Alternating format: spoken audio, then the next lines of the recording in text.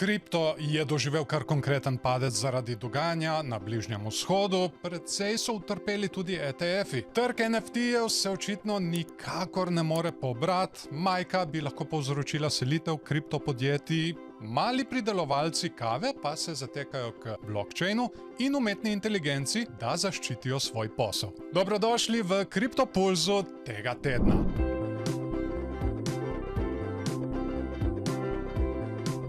Zaradi naraščajočih napetosti na Bližnjem vzhodu je prišlo do velikih odlivov iz Bitcoin ETF skladov v ZDA, kjer so vlagatelji umaknili skoraj 243 milijonov dolarjev. Gre za največji odliv v zadnjem mesecu, saj so predtem skladi beležili kar 8 dni zaporednih prilivov v višini 1,4 milijarde dolarjev. Med skladoma z največjimi odlivi sta bila Fidelity Wise Origin Bitcoin Fund, ki je izgubil 144,7 milijona dolarjev, in ARK 21 Shares Bitcoin ETF z odlivom 84 milijonov dolarjev. Medtem je edini sklad z rastjo bil BlackRock iShares Bitcoin Trust, ki je beležil 40 milijonov dolarjev prilivov. Cena Bitcoina je v času napada Irana na Izrael padla za skoraj 4000 dolarjev. Na Bližnjem vzhodu je trenutno kar precej napetosti in upajmo, da se bo vse skupaj mirno rešilo. Prodaja NFT-jev je septembra padla na najnižjo raven od leta 2021, saj so transakcije upadle za 32% v primerjavi z avgustom, kar je posledica padca zanimanja za digitalne zbirateljske predmete. Skupna prodaja je znašala 296 milijonov dolarjev, kar je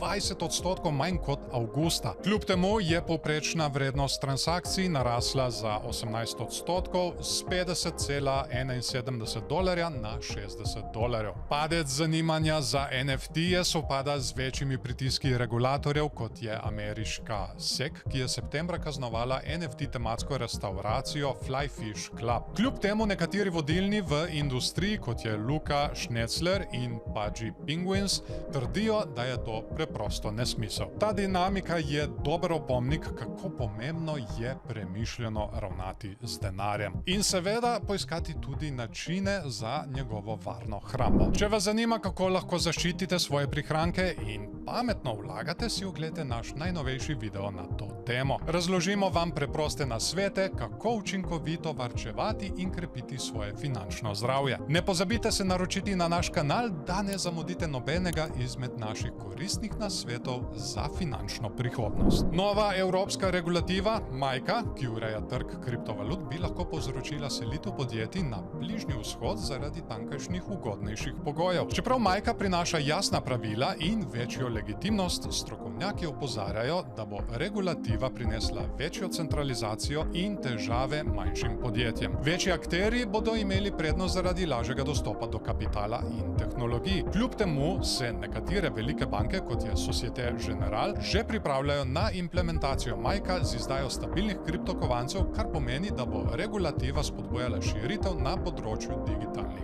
sredstev. Ampak Bližnji vzhod ima tudi probleme, kot smo lahko videli prej. No, sicer prvi, ki mi pade na pamet, je Dubaj.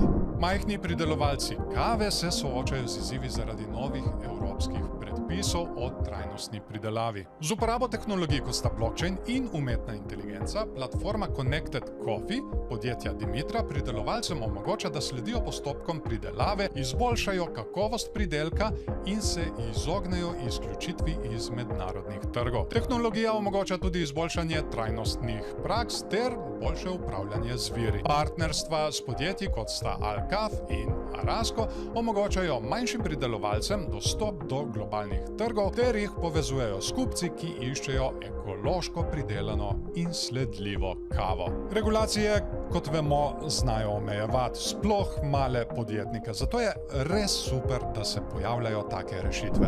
To je tudi vse za tokratne novice. Hvala vam za ogled in se vidimo v naslednji epizodi.